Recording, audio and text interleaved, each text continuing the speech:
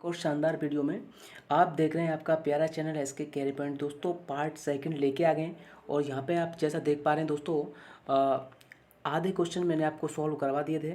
दूसरी बात, यहाँ पे जो नेक्स्ट रिमेनिंग क्वेश्चन थे वो पूरे क्वेश्चन यहाँ पे आप सबके लिए लेके आ गए हैं। जैसा कि आप स्टूडेंट्स बोल रहे थे सर रिमेनिंग जो पार्ट है वो भी लेके आइए, तो रिमेनिंग पार्ट सेकंड यहाँ पे जो है आप सबके लिए लेके आ गए हैं। और दोस्तों ये एग्ज़ाम है 7/9/2022 का, ठीक है। और सभी शिफ्टों के क्वेश्चन इसमें सम्मिलित किए गए हैं और आप अपने आंसर्स देख सकते हैं कौन कौन से आपने आंसर किए थे।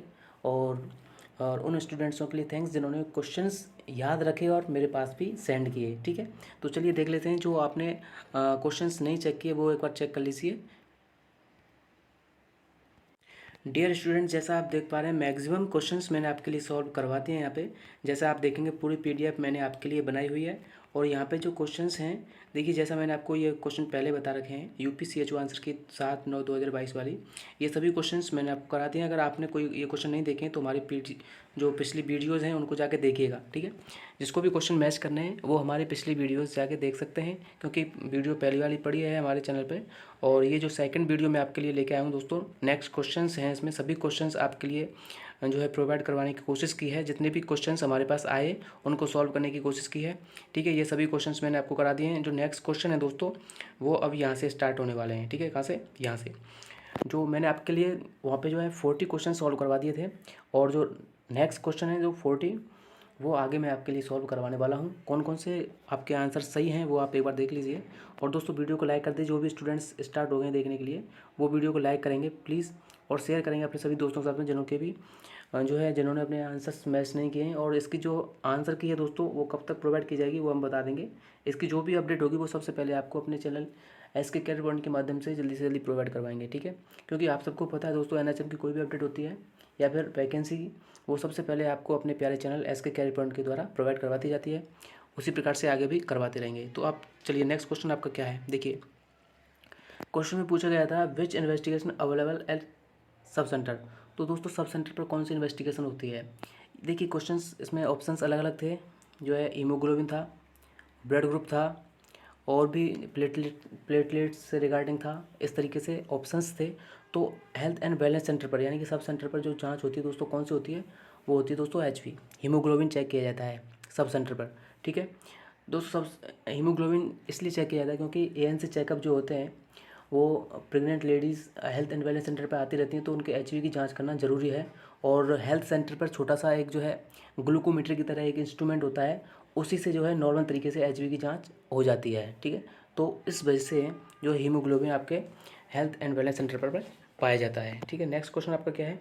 एक्सक्लूसिव ब्रीस्ट फीडिंग, यहाँ पे थोड़ी सी टाइपिंग मिस्टेक हो गई है, ब्रीस्ट फीडिंग अप टू। तो ब्रीस्ट फीडिंग कब तक कराते हैं दोस्तों? एक्सक्लूसिव का मतलब होता है ओनली ब्रीस्ट फीडिंग। तो ये 6 मंथ तक जो है प्रोवाइड करवाते हैं। 6 मंथ तक बच्चे को कुछ भी नहीं देना चाहिए, ओनली ब्रीस्ट फीड ही प्रोवाइड करवाते हैं। और जो है 6 मंथ के बाद में, ठीक है, ठीक है। तो इसका आंसर हो जाएगा, जैसे आपके लिए अलग अलग मंथ्स दे रखे होंगे, 4 मंथ 8 मंथ इस तरीके से। तो आपका करेक्ट आंसर क्या हो जाएगा? 6 मंथ, 6 महीने तक जो है आपकी एक्सक्लूसिव ब्रेस्ट फीडिंग होती है। चलिए नेक्स्ट क्वेश्चन आपका क्या था? नेक्स्ट क्वेश्चन था स्पर्म्स मैचुरेशन अकर इन। तो दोस्तों स्पर्म्स का जो मैचुरेशन होता है, देखिए एक फॉर्मेशन होता है एक मैचुरेशन होता है, इस तरीके से क्वेश्चंस में पूछा गया था। हालांकि क्वेश्चंस इतनी सिंपल लैंग्वेज में नहीं थे, क्वेश्चनों को थोड़ा घुमा फिरा के पूछा गया था। तो क्वेश्चनों को मैंने यहाँ पे सिंपल लैंग्वेज में लिखा है, आप लोग समझ सकते हो। जो दोस्तों जिन्होंने भी एग्ज़ाम दिया है वो अंदाज़ा लगा सकते हैं कि क्वेश्चन कौन कौन से आए थे। लेकिन कुछ स्टूडेंट्स बोलते हैं सर ये तो क्वेश्चन आए नहीं थे। अब उनको क्वेश्चन भी याद नहीं है तो उन्होंने क्या एग्ज़ाम दिया है।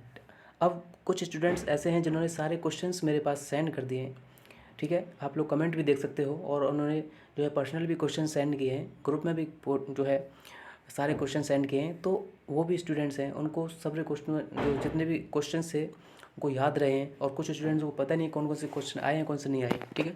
तो ये शिफ्ट वाइज हो सकते हैं, अलग अलग शिफ्ट में क्वेश्चन आए हैं, लेकिन सभी क्वेश्चन आए हुए हैं, ठीक है।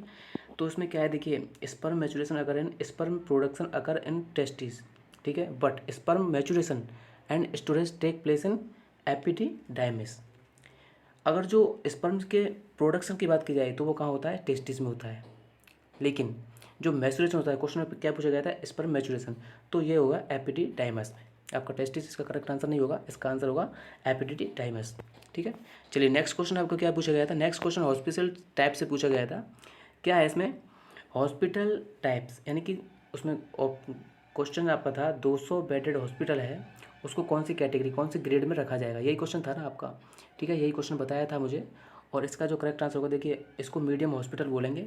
क्यों बोलेंगे मीडियम हॉस्पिटल, देखिए मैं आपको लिए यहाँ पे एक्सप्लेन कर दूंगा। इसमें जो हॉस्पिटल होते हैं कंटेन फ्यूअर देन 100 बेड्स, अगर 100 बेड से कम कोई हॉस्पिटल होगा उसको क्या बोलेंगे, स्मॉल बेड। 100 से कम जो भी बेड होंगे उसको बोलेंगे स्मॉल।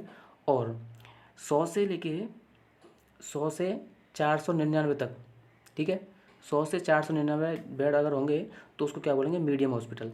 तो ये कौन सी कैटेगरी में चला गया, मीडियम हॉस्पिटल में चला गया, क्योंकि 200 बेड है और उससे अगर ज़्यादा बेड हैं 500 या फिर उससे ज़्यादा, तो उसको क्या बोलेंगे, लार्ज हॉस्पिटल। ठीक है, तो इसका करेक्ट आंसर क्या हो जाएगा, 200 बेड वाले का मीडियम हॉस्पिटल। नेक्स्ट क्वेश्चन क्या है, नेक्स्ट क्वेश्चन पूछा गया था आपका, देखिए यहाँ पे दोस्तों ये क्वेश्चन हर शिफ्ट में पूछे गए थे इस तरीके से। किसी में पीडियाट्रिक पार्ट से रिगार्डिंग पूछा गया था, किसी में लिवर पार्ट से रिगार्डिंग पूछा गया था, और किसी में जो है दोस्तों इमरजेंसी वार्ड में भी पूछा गया था। तो आपके कौन कौन से क्वेश्चन से आप देख सकते हैं कौन से शिफ्ट में क्वेश्चन थे। मैंने आपको पीडियाट्रिक वार्ड के बारे में बता दिया, और जो इमरजेंसी वार्ड के बारे में भी मैंने अपने आगे के क्वेश्चंस में बता दिया, वो आप देख सकते हैं। जो nurse bed ratio in labour room की बात की जाए, ठीक है, लेबर रूम में दोस्तों 1:2 होता है। ठीक है, आपने इसका क्या जवाब दिया है वो एक बार कंफर्म करके बताएंगे। ठीक है, नेक्स्ट जो क्वेश्चन है दोस्तों, क्वेश्चन को आप कंफर्म करेंगे। ठीक है, ये क्वेश्चन लेबर वार्ड से पूछा गया था, पीडियाट्रिक वार्ड या फिर जनरल वार्ड, क्योंकि शिफ्टों में अलग अलग शिफ्टों में क्वेश्चन आया हुआ था। ये कौन सी शिफ्ट में आया ये कंफर्म नहीं है, लेकिन क्वेश्चन जरूर आया हुआ था। नेक्स्ट क्वेश्चन क्या था, नेक्स्ट क्वेश्चन था most source major source of protein. Protein का मेजर सोर्स भी एक क्वेश्चन पूछा गया था। ठीक है, प्रोटीन का मेजर सोर्स, इसका करेक्ट आंसर क्या होगा, देखिए अगर ऑप्शंस में सोयाबीन था दोस्तों तो इसका करेक्ट आंसर सोयाबीन ही होगा। और अगर मैं आपको बताना चाहूँ तो सोयाबीन दोस्तों अंडे में भी काफ़ी मात्रा में पाया जाता है। ठीक है, और जो दालें होती हैं उनमें भी अच्छे तरीके से जो है प्रोटीन्स पाया जाता है, लेकिन सोयाबीन में सबसे ज़्यादा प्रोटीन्स पाया जाता है। तो इसका करेक्ट आंसर क्या हो जाएगा, सोयाबीन हो जाएगा। और ये डिपेंड करता है ऑप्शंस के अकॉर्डिंग। ऑप्शंस क्या क्या आए थे जो दोस्तों, जिन्होंने ऑप्शन सेंड किए हैं तो उनके लिए मैंने यहाँ पे जो करेक्ट आंसर रख दिया है, लेकिन ऑप्शंस नहीं है तो उनके लिए मैंने आंसर सर्च करके जो है आप सबके लिए रखा है। नेक्स्ट क्वेश्चन क्या है, which uterine tube connect with uterus. तो कौन सी एक यूटेराइन ट्यूब है जो यूट्रस से कनेक्ट होती है। तो दोस्तों ये आप सबको पता है, ये इस्मस होता है। जैसे मान के चलिए ये आपका यूट्रस है, ठीक है, ये आपका यूट्रस है, तो सबसे जो पास में इस्मस है ये इससे कनेक्ट होती है। ठीक है, इस तरीके से इसी को जो है बोलते हैं ये which uterine tube connect with uterus. ठीक है, तो करेक्ट आंसर क्या हो जाएगा, इस्मस हो जाएगा। नेक्स्ट क्वेश्चन क्या था, नेक्स्ट क्वेश्चन था एब्डोमिनल थ्रस्ट हेमलिच मैन्यूवर का पिक आया था दोस्तों। पिक आपने देखा होगा, क्योंकि दोस्तों अब तो CHO के एग्ज़ाम में भी इमेज बेस्ड क्वेश्चन आने लगे, आप लोग अंदाज़ा लगा सकते हैं कंपटीशन कितना हाई हो चुका है। तो आप लोगों को जो है पढ़ने की यहाँ पे बहुत नीड है, और जिन लोगों का सिलेक्शन दोस्तों, जिन्होंने अच्छे तरीके से पढ़ाई की उनका सिलेक्शन तो होगा ही, लेकिन आगे के जो क्वेश्चंस ये इसलिए बताए जा रहे हैं कि क्योंकि आगे आप लोग अंदाज़ा लगा सकें किस तरीके का पेपर आया है, तो ये सबके लिए जो है बेस्ट रहेगा। इसलिए क्वेश्चंस आंसर की के लिए इंपॉर्टेंट नहीं है, ये क्वेश्चन हमेशा आपके लिए इंपॉर्टेंट रहने वाले हैं। तो क्वेश्चन इमेज में क्वेश्चन पूछा गया था हेमलिच मैन्यूवर का। जैसे मान के चलिए, अब मैं क्या बताऊँ आपके लिए, ठीक है, इस तरीके से यहाँ पे जो है पिक दे रखी थी, तो इस जो पिक थी क्वेश्चंस में, तो उसका जो करेक्ट आंसर था वो हेमलिच मैन्यूवर की पिक थी। ठीक है, ऐसा स्टूडेंट्सों ने बताया था, हालांकि पिक हमारे पास नहीं है अभी इसकी। ठीक है, और एक क्वेश्चंस जो शिफ्ट वाइज अलग अलग क्वेश्चन आए थे, इमेज बेस्ड क्वेश्चन आया था एक एक। तो अगर फर्स्ट शिफ्ट की बात की जाए तो उसमें क्या पूछा गया था, एक बेल्ट के बारे में पूछा गया था। ठीक है, चेस्ट बैंडेज और एब्डोमिनल बैंडेज, इस तरीके से ऑप्शन थे, तो उसमें जो करेक्ट आंसर होगा आपका वो चेस्ट बैंडेज होगा। ठीक है, नेक्स्ट क्वेश्चन आपका क्या है, नेक्स्ट क्वेश्चन ये पूछा गया था दोस्तों, question number 47, how much O2 deliver in oxygen mask. एक सिंपल ऑक्सीजन मास्क के द्वारा O2 की कितनी परसेंटेज जो है प्रोवाइड की जा सकती है सिंपल ऑक्सीजन के मास्क के द्वारा। देखिए simple oxygen mask has no reservoir bag, इसका करेक्ट आंसर 35 से 55 होगा। ठीक है, अगर ऑप्शंस में था तो करेक्ट आंसर 35 से 55 होगा। ठीक है, simple oxygen mask has no reservoir bag and no valves, it typically deliver 35 से 55% ऑक्सीजन। ठीक है, आप लोग अंदाज़ा लगा सकते हैं करेक्ट आंसर क्या होगा। 35 से 55 मैंने आपको बता दिया है। Next, severe malnutrition criteria are. तो सीवियर माल न्यूट्रिशन के क्राइटेरिया पूछे गए थे, यानी कि कौन कौन से ऐसे क्राइटेरिया हैं जिनकी वजह से हम बोल सकते हैं कि इस बच्चे को या फिर किसी को भी सीवियर माल न्यूट्रिशन है। ठीक है, तो कौन कौन से क्राइटेरिया हैं, एग्जैक्ट ऑप्शंस आप लोगों ने प्रोवाइड नहीं करवाए थे, लेकिन इसका जो करेक्ट आंसर होगा देख सकते हैं आप कौन कौन से ऑप्शंस आए होंगे। The presence of oedema, oedema अगर दोनों पैरों में,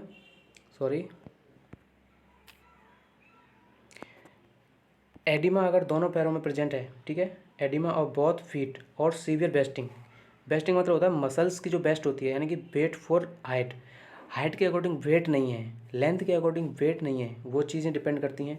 और मोर लेस देन 3 SD, या फिर आप समझ सकते हैं mid arm circumference less than 115 centimetre, यानी कि 115 से अगर मिड आर्म सर्कमफेरेंस कम होगी और दोनों पैरों में स्वेलिंग होगी और सीवियर मसल्स बास्टिंग होगी, जो कि वेट के अकॉर्डिंग, हाइट के अकॉर्डिंग वेट नहीं होगा, तो इन सभी क्राइटेरिया के अकॉर्डिंग हम अंदाज़ा लगा सकते हैं कि पेशेंट को क्या है, सीवियर माल न्यूट्रिशन है। ठीक है, अब ऑप्शंस में दोस्तों आपने बिल्कुल भी नहीं बताया था क्या क्या आया था, तो इस वजह से इसका जो करेक्ट आंसर हम नहीं दे पाएंगे, लेकिन क्राइटेरिया जो है ये आप लोग देख सकते हैं और अंदाज़ा लगा सकते हैं कि कौन सा आपका आंसर सही हो सकता है। नेक्स्ट क्वेश्चन आया था, नेक्स्ट क्वेश्चन आपका क्या आया था, नेक्स्ट क्वेश्चन आपका पूछा गया था modifiable risk factor in case of hypertension. तो दोस्तों हाइपरटेंशन होती है, उसमें मॉडिफाइबल मतलब होता है बदला जा सकता है। ठीक है, क्या है, बदला जा सकता है। तो कौन सा ऐसा रिस्क फैक्टर है, तो दोस्तों ओबेसिटी, जो मोटापा होता है उसको कम किया जा सकता है। उसमें एज थी, जो आप सबको पता है एज को कभी भी नहीं बदला जा सकता। दूसरा क्या था, जेनेटिक। ठीक है, इस तरीके से था एज, जेनेटिक, और एक और ऑप्शन था जो कि नहीं बदला जा सकता है। ओबेसिटी ऐसा है जो बदला जा सकता है। ठीक है, कम हो सकते हैं, एक्सरसाइज करेंगे तो जो है ओबेसिटी कम हो सकती है। नेक्स्ट क्वेश्चन आपका क्या पूछा गया था, व्हाट इज लिम्फेडिमा। लिम्फेडिमा का मतलब क्या होता है, ये क्वेश्चन भी आया था। स्वेलिंग इन एन आर्म और leg caused by lymphatic system blockage. जो लिम्फेटिक सिस्टम होता है दोस्तों, उसकी वजह से अगर आपके हैंड में या फिर पैर में कहीं पे भी स्वेलिंग आ जाती है तो उसी को क्या बोलते हैं, लिम्फेडिमा, लिम्फेटिक सिस्टम की वजह से। ठीक है, इसका करेक्ट आंसर हो जाएगा। नेक्स्ट जो क्वेश्चन था दोस्तों, एक क्वेश्चन जितने भी आपने भेजे हैं दोस्तों, बहुत सारे क्वेश्चन आए थे, स्टूडेंट्सों ने बहुत सारे क्वेश्चन भेजे भी थे, लेकिन क्वेश्चन इस तरीके से आए थे कि स्टूडेंट्स याद ही नहीं कर पाए, लेकिन फिर भी काफ़ी स्टूडेंट्सों ने याद रखे क्वेश्चन और मेरे पास सेंड किए, तो उनके लिए बहुत बहुत थैंक्स। क्योंकि क्वेश्चन याद रखना दोस्तों बहुत ज़रूरी है, क्योंकि आपने अब की बार ये एग्ज़ाम दिया है, अगर आपको क्वेश्चन याद हैं और आपको पता लगा कि मेरा क्वेश्चन ये गलत हो गया है, तो नेक्स्ट एग्ज़ाम में आपका वो क्वेश्चन कभी भी गलत नहीं होगा। ठीक है, इस चीज़ का ये बेनिफिट है। तो ऐसा नहीं है कि ज़रूरी बस आप क्वेश्चन को ज़रूरी याद रखना है, दोस्तों क्वेश्चन याद रहने चाहिए, और याद रहने का मतलब ये है कि आपको पढ़ाई पढ़ाई भी आपकी याद रहेगी। अब दोस्तों कुछ स्टूडेंट्स ऐसे हैं जिनको क्वेश्चन ही याद नहीं है, अब बताइए क्या क्वेश्चन पेपर करके आए होंगे वो। ठीक है, क्वेश्चन क्या पूछा गया था, बाबर का मकबरा कहाँ स्थित है, तो ये काबुल में है, ये इसका करेक्ट आंसर नॉर्मली आप सबको पता होगा, ये सही आंसर किया होगा सभी ने। नेक्स्ट क्वेश्चन क्या था, NAAC की फुल फॉर्म पूछी थी दोस्तों। ऑप्शंस के अकॉर्डिंग डिपेंड करता है क्या क्या है, लेकिन इसकी जो अगर हेल्थ डिपार्टमेंट में देखी जाए तो उसको जो कोविड में यूज़ में ले रहे हैं अभी, इसको कोविड के अकॉर्डिंग जो क्वेश्चन बन सकता है, तो उसके according nucleic acid amplification test है। ठीक है, ये कोविड में किया जाता है, आप लोगों को पता होगा अगर देखा है तो आपने। तो ये NACC की full form nucleic acid amplification test है। और ऑप्शंस क्या क्या थे वो आप बता सकते हैं, लेकिन इसकी जो फुल फॉर्म यही है। और अगर मैथ एंड रीजनिंग में ये क्वेश्चन पूछा गया होगा तो इसका जो है अलग फुल फॉर्म होगी। और H1N1 वायरस की फुल फॉर्म पूछी गई थी, H1N1।